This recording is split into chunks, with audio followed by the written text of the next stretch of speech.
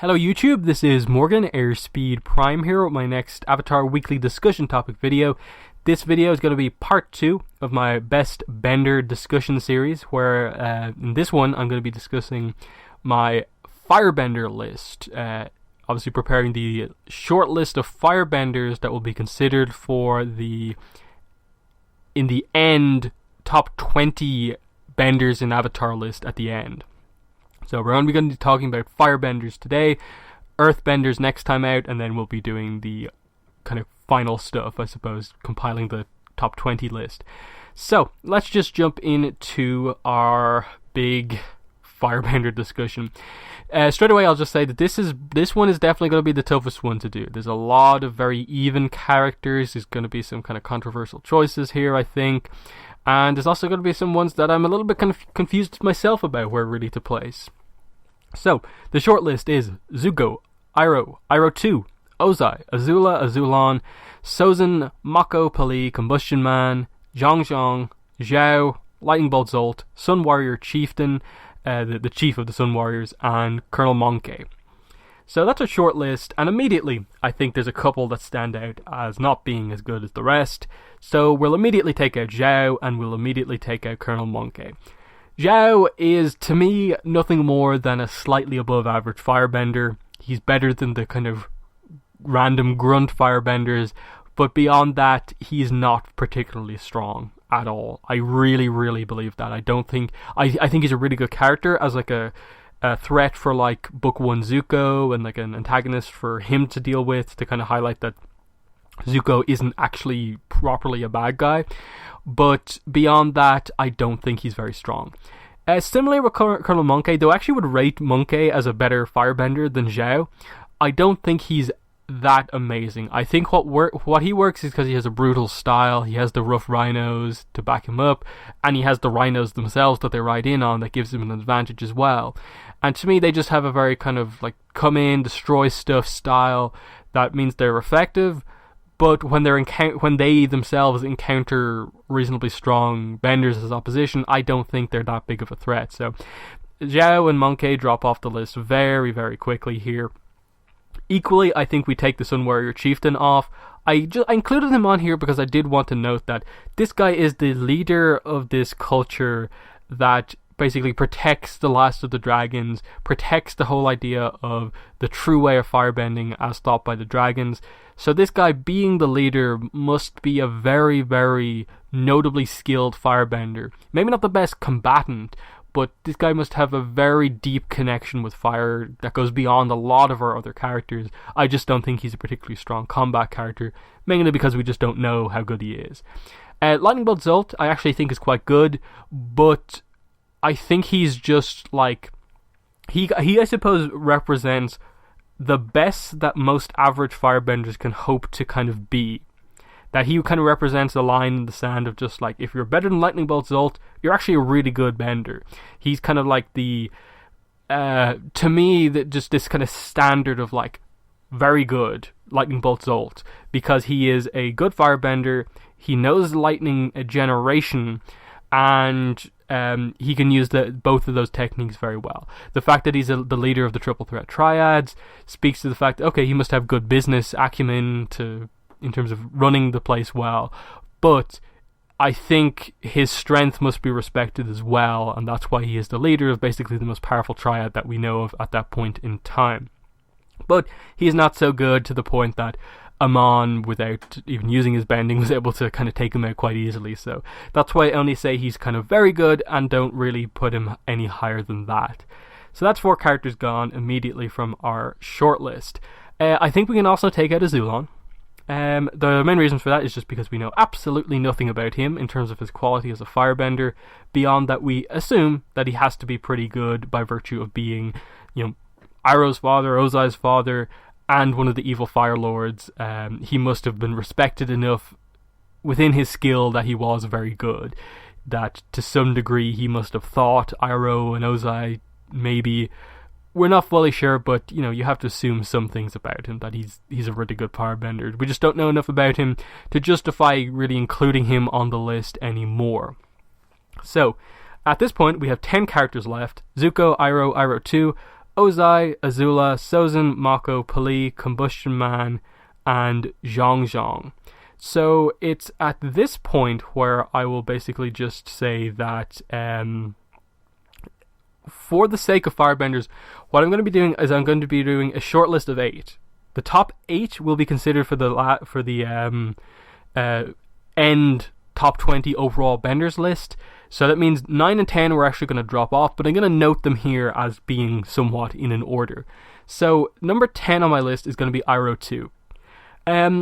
For similar reasons to other characters, I just don't think we know enough about this guy in terms of how well he fights, just kind of on the ground. He's often shown fighting like planes and taking out like machinery and like leading from a battleship, not really fighting other benders or really other people. So we have an idea that like he's skilled and that he's a good firebender. He knows lightning generation. That's really good. Those are amazing techniques to have. He is the grandson of Zuko, so he has a good bloodline, which means he must be very powerful. But I think with him, he perhaps is more focused on the fact that he is more of a kind of military, kind of leader type character as opposed to like a frontline battle bender type character. I think he's very good, and that's why I'm noting him here as like number 10 on the list, but I'm specifically saying that he doesn't really need to be in the conversation for like the most powerful 20 benders of all time kind of type situation. So make a note of him here. He's really cool. What he did to take out all those biplanes back in book 1 with the Iroh Man stuff was really, really cool. Number 9, Sozin. Similar to Azula, but we know a little bit more about him. We just don't see him fight enough. We only really ever see him like attack Roku once and then immediately lose that fight, and then fight a volcano, demonstrating very amazing skill at firebending, that he's able to do all of these things, but not giving us the greatest idea about how good he was in combat. The fact that this is the only character we've really ever probably seen like use like heat redirection to a degree, at least in that specific application of like sucking heat out of something and directing it into the air. That speaks to how skilled of a firebender he is. We just don't have a lot to base anything else on. But I feel his legend is high enough that I can place him above Iroh 2 fairly comfortably without kind of insulting Iroh 2 or any of the other characters. That Sozin is number 9, and then we draw a line here. Any characters mentioned on the list above now are going to be considered in the end for the shortlist. So, who do we have left? Who are the top 8? Not in the correct order. It's Zuko, Iroh, Ozai, Azula, Mako, Pali, Combustion Man, and Jong Jong. So, very unique list that's still left. We obviously have a lot of the royal family members here. Zuko, Iroh, Ozai, Azula. We have the 2 combustion benders, Pali and Combustion Man, and an Order of the White Lotus member with Jong Jong, and of course Mako as well. So, very interesting to think about. Who comes in number 8 is actually Combustion Man. And you may be like, really already? You're kind of taking him like off, placing him low on the list. The reason I say that even though he's a combustion bender, he is far and away the worst combustion bender. Like, I think Pali is just miles ahead of him, as we'll see when we get to placing Pali on the list. But that, to me, Combustion Man is like, one, there's few things we know about him. He doesn't use his normal firebending really at all. I think we've seen him use his normal firebending once, where like he either was able to use his combustion in a way where he looked at a piece of paper and made it burn, or actually was doing that with his hands. We've never really seen him do actual firebending. So even if he has it, which I assume he does, he doesn't ever use it in combat. He relies solely on his combustion bending in battle. And then I think the worst problem with him is that I don't think he tries to do anything to make up for the weaknesses of combustion bending. I don't think he's a particularly agile character, even though we do see him do some things that are quite athletic. I still don't think that like he's like amazing, like quick or anything like that. I still think you could get an agility advantage over him and kind of cause him to kind of struggle, having to like move around too much. The key thing though is just he does very little to kind of protect his head, to kind of block himself from being hit in the head. And then when he is hit in the head, he still activates his combustion bending. That there's no sense of like caution with him, of like, I should be careful when I activate combustion bending in case I blow something up too close to me. I think he's a bit too gung-ho, too eager to activate his explosions, and because of that, he ends up being a character where like you put him quite low on the list, because as powerful as he is, he's actually quite stupid as a character, and I think that's a fair thing to say about him. He is not a particularly intelligent character in terms of how he handles his battles, and so I'm placing him here as 8, in consideration for being one of the most powerful benders that we know in the series, but low on the list because I ultimately think characters can outsmart him very easily, and I think a lot of characters have the opportunity to do that. I think he kind of is lucky in that the way he tends to approach people is that like he ends up hunting them down and attacking them from range and height, and then kind of controlling the battlefield from there. I think in one-on-one scenarios where like you set them up as a kind of like an arena fight type thing, I don't think he does as well. I think he relies on kind of ambushing people to a degree, taking them by surprise and holding them back with his combustion bending. So that's where he comes. Number 7 on our list is going to be Jong Jong. And with Jong Jong, I want to very much note, I love his unique firebending style. I really, really, really like the fact that he is more of a defensive firebender. He kind of specializes in kind of creating walls of fire, as we see, especially during the attack on Boston Say to take it back. The fact that he basically clears out whole streets of firebenders by basically just making a giant pillar of wall of fire and then sending it down that street, clearing it out. That was a really amazing technique. And I think because he's an Ozai White Lotus member, he should be absolutely noted very highly on this list for being like an old master, high experience from being involved in like the Fire Nation military for so long, but extra experience by being part of the Order of the White Lotus and kind of learning from the other nations. I think the only thing that potentially holds him back from potentially being placed higher is that his philosophy on firebending, I think, is a little bit kind of counterintuitive to a degree, because it kind of almost doesn't fit the fact that he's an Order of the White Lotus member, that he almost comes across as having this fear of fire himself. He obviously is to some degree cautious about it, but I think it speaks to the fact that he does a very defensive, in-control style of firebending. That he is not the sort of character who's ever going to go out of control with his firebending. He is so in control.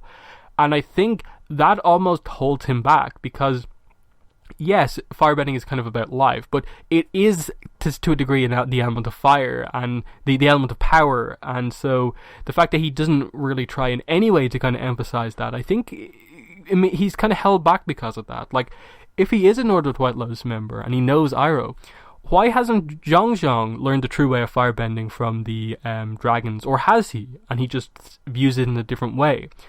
I think we have to assume he doesn't, just because I think his own views on fire, I think kind of in a way kind of go against what the dragons are saying, and that he constantly sees it as something to almost be afraid of, and maybe doesn't see it as a lie. So I think he's one of the few characters on this list where I'll say his mentality actually holds him back from being higher up on the list, in that I think he realistically, if he was kind of more like Iroh and had learned the true way of firebending from the dragons and stuff like that, he'd probably go ahead of like some of the other characters like I'm going to place next. But for now, I think 7 is a good place to place him. I think he is one of those characters who his defensive walls of fire would actually kind of almost stonewall Combustion Man. I think he specializes in using so much fire when he attacks Jong Jong. I think he would actually be good against Combustion Man and would able to kind of overwhelm him. So that's why I place him as number 7. I think at this point it's actually easier to place number 1 on the list, as it often is. So I'm immediately going to say Iroh. Original Iroh, number 1 here, the Dragon of the West. And I don't really think there's a lot of debate to be had here. I think he gets number 1, and he absolutely deserves that spot. And as I said, I really don't think there's much argument to be had here about the fact that like other characters should have the number 1 spot. This is a character who knows the true way of firebending, has dragon fire basically, has lightning generation, has lightning redirection, and invented the technique of lightning redirection, is a leader within the Order of the White Lotus technique, within the Order of the White Lotus, which immediately says, like, oh, that speaks to his knowledge of the world, his knowledge of the other nations, balance. It speaks to his mentality within battle and how he approaches doing things, his knowledge of other forms of bending in terms of how he would combat them. And he very much emphasizes that as one of the characters who kind of teaches this to, like, Zuko, that the lightning redirection technique comes from waterbending. He very much uses the fact that he's knowledgeable about the other nations to his advantage greatly, and the fact that he has tons of experience as a previous general in the Fire Nation military, having been involved, the leader basically of a battle that lasted 600 days, a battle in which he was winning right up until he abandoned the battle because of the death of his son. He could have broken through Ba Sing Se if he had stayed, and that speaks to how strong of a leader that he is. When it comes down to military tactics, he can do it, and I think he is so powerful as a firebender as well, because of the techniques I said already, but also another thing. I think Iroh is responsible for delivering the most powerful firebending attack that we've seen in the Avatar universe. And that is the attack that he uses to take down the walls of Ba Sing Se to allow the Order of the White Lotus to attack. Admittedly, it's Sozin's Comet enhanced, but that is such a powerful attack. One giant fireball and he just blows through those walls, which have previously taken They've previously taken like a bunch of Dai Li agents to take down and so on. A huge drill. The fact that he just one blast completely tears it apart says a lot about his power. And then, as well as that, he has a lot of clever techniques, like the fire breathing technique that he uses, like heating his mouth up with tea, cleverly utilizing kind of tactics to get out of situations. Like when he demonstrates that tea to Azula for the first time, he manages to escape. He's a character who can get himself out of situations where he's surrounded by a lot of very powerful characters. And to me, that speaks to the fact that he is very, very notable. That whenever he's around other notable benders, he stands out as being one of the best every time, basically. And I think that speaks very highly of him. You could maybe bring up the fact that in the Book 2 finale, he was captured, but he was only buying Katara time to escape with Aang. He wasn't really there to have a prolonged battle where he pretty much knew he was probably going to be captured, so he just defended for a couple of seconds and allowed himself to be captured. As well as that, physically imposing to an insane degree, given that he, depending on I suppose his exercise routine prior to whatever battle he's in, can build himself up to the point where, as far as we're aware, he can, with his bare hands, kind of rip metal open to a degree, or do something along those lines. We don't really know what happened, how he escaped during the Day of Black Sun, but something like that. He, physically imposing, if it ever came to hand-to-hand combat, he has that as well. So Iroh's number one. I personally don't see a lot to be gained by trying to fit anyone else in there. I'm actually going to pick number 2 here. Azula. Azula comes number 2 because I feel she is established to be the key firebending prodigy character within the Avatar universe. Just the fact that she has blue fire, she's the only character in the entire Avatar universe who has blue fire, which technically makes it a rarer thing than combustion bending, because 2 characters have combustion bending, only 1 character has blue fire. Admittedly, the writers have kind of said that it's primarily only a visual thing. You could sort of give it an explanation of just she's so in control of her fire, she can actually keep control of it when it's even hotter, when it's blue fire. And I think that's the basic way to take it, that she doesn't have dragon fire, but she makes up for that by having blue fire, which matches it very well. So she has that, and in the comics, in addition to having lightning generation, she also has learned lightning redirection. The comics have recently confirmed that is indeed a technique that she has, and I think that makes her another very complete character, like Iroh here, who has Dragonfire plus the 2 lightning disciplines. She has them too, is established to be a prodigal bender, plus I think mentally she has good tactics, she's able to be a leader. The only thing I think that kind of drops her from Iroh is the fact that you can question at times what's going on in her head, her kind of mental state. as she is in the comics right now, she's relatively calm, but she, I think, is still crazed and kind of manic to a degree. Not to the same degree to which that she was in the Search comics, where she was kind of mad, basically. She has composed herself now to the point where she's able to be better than Zuko now as a bender and best him in a fight. And be more cunning and calculating like she was for most of ATLA. So I think it's not as big of a thing as it would have been maybe if I'd done this kind of discussion maybe a year or two ago. But it still is something that I think you have to put into play, that there is the potential that Azula goes into this battle, and depending on who she's up against and how things go, she maybe isn't in the best mental kind of situation to actually handle that fight. But, as I said, I don't think it's as big of a deal as it was previously, and I think her skills and previous feats and potential mean that she deserves the second spot on the list, because I think she's very much presented as a character who is meant to be seen as amazingly powerful. Number 3 on the list goes to Pali. I placed our other combustion bender this high because I think, unlike Combustion Man, she at least tries to account for the weaknesses of combustion bending. She uses her normal fire bending occasionally as a kind of defensive technique for the most part. She doesn't really tend to attack with it from what we've seen. She still primarily is a combustion bender, and so you would kind of still call her a specialized bender. But she's more complete than Combustion Man is to a insane degree. She's much more agile than he is. And even then, her combustion bending is better. I think the power is absolutely on par. Plus, she has the subtle ability of being able to arc her combustion blast to get it around cover. So the one criticism you could have of the combustion bending fighting style is that occasionally it kind of ends up just being this war of attrition, where it's just your opponent's behind cover, you're miles away, just relentlessly creating explosions in or around where they are, but nothing's happening. Where she can actually draw people out from cover and keep the fight moving and going, just because she can curve her blast around the corners and stuff like that. And I still think what holds her away from being number 1 or 2 purely based on her power levels is just the fact that I think intelligence-wise, I think she isn't the most agile character, and I think she still suffers from some of the key weaknesses of combustion bending, in that she isn't ideal at commanding a battlefield unless she's surrounded by a lot of characters who are also backing her up. In one-on-one scenarios, I think she is a little bit more vulnerable, especially if it's potentially 2-on-1 she's vulnerable, as we saw when she was in fact killed.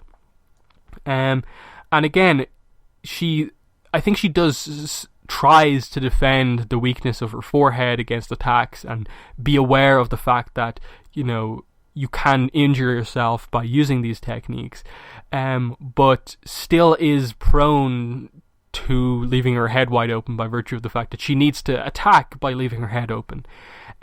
So it's one of those things where I think combustion bending is extraordinarily powerful, amazingly powerful, but its drawbacks are pretty steep, and I think that's what keeps it from being super high up on the list, in terms of 1 and 2 slot. I think 3 is the perfect slot for her, because I do think our 2 characters above her, Azula and Iroh, can actually counter combustion bending very well with their fire bending, and also with lightning bending. I don't think we really know what the interaction between, can you block a combustion blast with lightning? I assume you can, because no combustion bender has lightning bending, and then no lightning bender has combustion bending. We've never seen someone with both, so I assume they have to match up somewhat well, even if combustion bending maybe is the overall more destructive and more powerful technique. But I still think lightning bending can at least set the explosion off before it's meant to go off. So that's why I'd rate those 2 higher. I think they're more intelligent than Pali, and I think they're as Iroh's experience, Azula's agility, I think they have the advantage over her. So yeah, and then that leaves the 4, 5, and 6 slots to be dealt out between Ozai, Mako, and Zuko. So I'm going to place Ozai next, and I'm going to put him at number 4. And the reason, this is one of the hard ones. In the comments, let me know if you think that this is the right position for Ozai. I'm not entirely sure on this myself. I think Ozai goes here because his legend, and I suppose who he is meant to be within ATLA is presented so clearly as the end big bad, the main villain of ATLA, that he's meant to be established to be effectively somewhat of an equal to Iroh. I think that alone kind of justifies his position here. I'm not placing him massively highly. I'm not placing him above Iroh or directly below Iroh or even Azula or Pali, because we don't see him fight outside of Sozin's Comet. And I think that's a big thing with him, in that his fight with Aang in the Avatar state, and that entire fight basically, Ozai fights that way because he has the comet. That doesn't really represent what his normal fighting style is, because to keep up with Aang, who has airbending and can jump all around the place and do all this stuff, he has to use his firebending to basically fly like Iron Man. He can't do that when Sozin's Comet isn't active. He can't do the insanely powerful firebending attacks that he can do during Sozin's Comet without Sozin's Comet. So the nature of that fight and how it is doesn't work without Sozin's Comet being active. So it's not the best representation of like judging how Ozai is as a fighter normally with that fight. I think he's meant to be, based on what Iroh says, you know, like, if I was to fight my brother and win, and I don't know if I could, like that kind of quote that he says, Iroh clearly thinks that Ozai would be a match for him, and potentially Iroh might not win. So to me that says that Ozai and Iroh are close in power level. It's probably things like Iroh being more open-minded about other nations and learning from them, having lightning redirection, that gives Iroh the advantage over Ozai. And I think realistically it's meant to be the case that I think Iroh is probably more naturally talented than Ozai. Ozai is just more cruel and more emphasizes power in his style, but I think he's meant to be this powerful, and that's why I place him above, like, the reason I place him above Zuko is because I think within the story what we're meant to take is that Ozai was always more powerful than Zuko, and that it was only potentially Iroh or the Avatar who had enough power to actually fight Ozai. Zuko, I think, by the end of the show could have put up a decent match against Ozai, but I really don't think he would have been able to beat Ozai in the end. And as I'll say with Zuko a couple of times for the rest of the discussion, I think Zuko has the potential to be very close to the top of this list in his prime. When Zuko is like 25, 29, early 30s, that Zuko, I think, is like Iroh level. I think is number 1, 2, 3 on the list level of power. As he is right now, just like basically in or around 18 going on 19, I think he is getting towards that point, but I don't think he is quite at that kind of really, really high tier like these other characters who I think are either naturally more talented than him, than Zuko, or have much more experience than him. And so I think it's Ozai's experience with firebending that gives him the advantage over Zuko, and that's why I place Ozai above Zuko. And then, like, regards to, I suppose, why I place like Azula above Ozai, I do think Azula is meant to be, the idea with those two is that it's meant to be that Ozai's second born is this prodigal firebender, and because Ozai was also a second born, he emphasizes that so much and focuses so much on her, and could see the potential for her to be this amazing tool in battle for him to get him what he wants. And so that's why, like, he emphasizes why Azula is so powerful. Maybe it's another case of, like, right now maybe Ozai is more powerful than Azula, but I do feel that Azula in her prime is like better than Ozai. But again, we're not really talking about characters in their prime here, we're talking about them as we basically best know them as the fighters. So I think I'm pretty fine with that. And then I think Pali I think her combustion bending and the style of fighter that Ozai seems to be, I think Ozai wouldn't be able to counter combustion benders all that well. I think she would actually have an advantage over Ozai slightly. But again, I think you could probably change the 3 and 4 position. Maybe you could put Ozai ahead of Pali. Maybe you could put Ozai even ahead of Azula. I'm not entirely sure. Ozai is probably one of the characters I'm most conflicted about where exactly I want to place him. Primarily, I think just in terms of like that, I think absolutely like Mako, Zuko, Jong Jong, and Combustion Man are below Ozai. It's just how highly I actually place Ozai I'm not entirely sure about. So then we come to the end. 5 and 6 between Zuko and Mako. Who gets what? Who is higher on the list than the other? This is such an interesting one to discuss.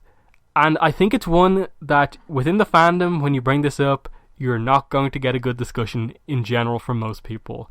Because, 1, Zuko is one of the most popular characters in ATLA. 2, Mako is one of the most hated characters in Korra.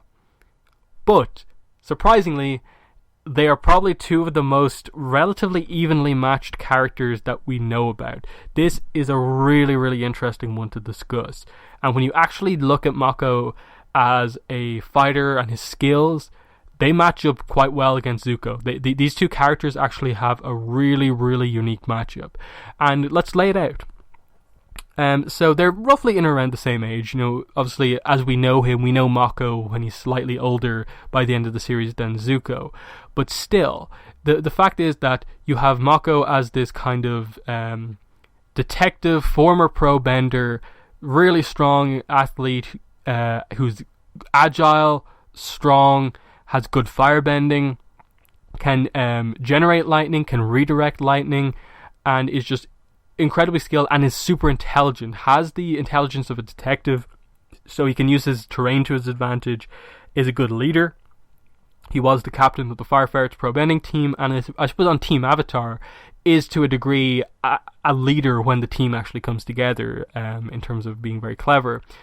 Zuko has dragon fire, knows the true way of firebending, can do lightning redirection, so he doesn't have lightning generation as far as we know right now, but could potentially in the future, is, pretty agile as well, and has a strong style. It's direct, but also has some unique moves that he does, like the breakdancing moves, which are different. The whole idea of break his route. Zuko is maybe a more traditional firebender, whereas Mako is more of a modern firebender, and there's a lot of those interesting things that match up well, because Mako has the advantage in terms of the more special skills that he has, in terms of obviously having lightning generation when Zuko doesn't. But Zuko's normal firebending technically is more powerful than Mako's because it's dragon fire. But I don't think that gives him a huge advantage. I would say Mako is the more agile character, because I think he is shown to use a more kind of acrobatic style because he's a pro bender, but he can switch to doing a more power-focused style if he absolutely needs to. So there's a lot of interesting situations here with regards to okay, so let's say Mako bends lightning at Zuko. Zuko redirects it, but then Mako can also redirect it back. And then it just comes down to the fact that Mako's doing more within that exchange than Zuko is. And in the end, I think it probably means that Mako has the edge in terms of those special abilities, that Zuko, for whatever reason why they haven't given him lightning generation just yet, I'm not entirely sure. But it's becoming a little bit of a liability for him here. So I think Mako has a slight edge in terms of physicality, maybe to a degree. And then I think Mako also has a slight edge in terms of just his personality being more suited to being a better combatant on the battlefield. And I suppose I probably should say this at this point in time. I really don't think Zuko has ever really been presented as the one of the best benders within the show. I don't think he's ever really been presented as that. He is excellent. He's a master firebender by the end of the show, for sure. I would say that. I think he is excellent. But I don't think he's ever really meant to be like Azula's match. I think in the comics, I actually like the idea that they've had Azula now kind of her skill level go over Zuko's once more. In that, I think it's meant to be the case that Azula is the prodigy. Zuko can get towards that level through hard work, but is not this supreme natural talent. He gets there. He's a bit of a late bloomer in a way, Zuko, and can do it with hard work. And has high potential. He's kind of like a Naruto type character, as opposed to a potential Sasuke character. But at this point in time, as we know him, I don't think he's quite at his max potential just yet. And in that sense, I think Mako, as we meet him in book 4, is closer to his max potential than Zuko is. So I think Mako goes ahead of Zuko on this. And it's a super even battle between these two, but I do think Mako gets it. I think he could outmaneuver Zuko in the battlefield with regards to intelligent use of terrain. I think he could withstand Zuko's Dragonfire barrage with his own fire, and he could, I think, within the special move exchanges, kind of gain an advantage. I think Mako's the better one at dodging. I think they're both very resilient, able to take hits and keep going, and I think just Mako comes out slightly on top here. What I will say is I think Zuko has a higher potential overall. I think Zuko, as I said, in his mid-20s to early 30s, is more or less like number 1, number 2 firebender in the world. Whereas I think Mako, his potential is probably like in or around, like he could probably fight evenly with Peli. So it's one of those cases where we meet Mako closer to his max, and I think right now you have to say that Mako has a slight edge over Zuko right now. So that's it. It's probably very controversial that I said that, but I'm going to stick to it. So that has basically been the video here. So to sum it up, our Firebender shortlist that we're sticking to is number 1, Iroh. Number 2, Azula. Number 3, Peli. Number 4, Ozai. 5, Mako. 6, Zuko. 7, Jong Jong. And 8, Combustion Man. And they're the 8 that we're considering for the shortlist for the end top 20 Bender discussion. So next week, or next time, we'll do the Earthbender top list to find our Earthbenders on the shortlist. And then we'll finish it off by bringing the avatars into play and finally compiling the list of 20 non-benders. So yeah, that has been the video. Thanks for watching, and bye.